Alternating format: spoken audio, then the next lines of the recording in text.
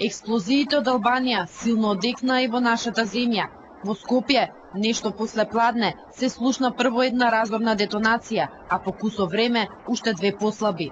Скопјани беа вознемирени, се јавуваа во полиција и во Центарот за известување и тревожење, во паника да разберат што се случува. Во продавницата и чув како нешто пукна, нешто, не знам што беше тоа.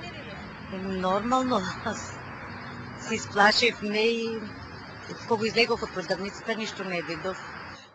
Као бомба да паднало. Па, експлозија нека. Експлозија, ама случајно на вестија во Албанија, знаеш. И на крај ми се да не овден што согласи, ама.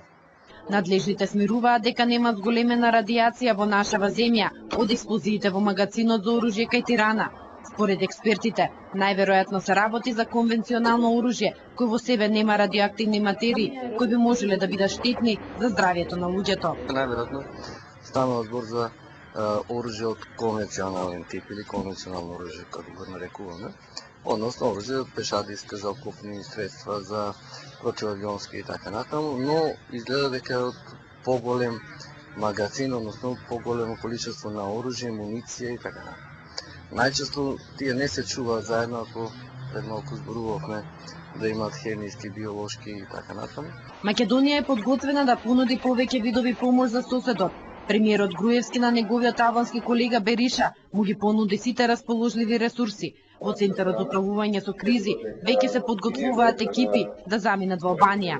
Ги ставивме на располагање сите ресурси. Од она што значи заштита и спасување, рештитување на орнатини и така натаму, а исто така и сите медицински капацитети се на стендбај и во војната болница по пладнето се отворени пунктови за дарување на крв за настраданите во Албанија. Шефот на дипломатијата Милошовски веќе замина за Тирана како крводарител и како претходница на 150 единици крв што од Македонија ќе бидат испратени во Албанија.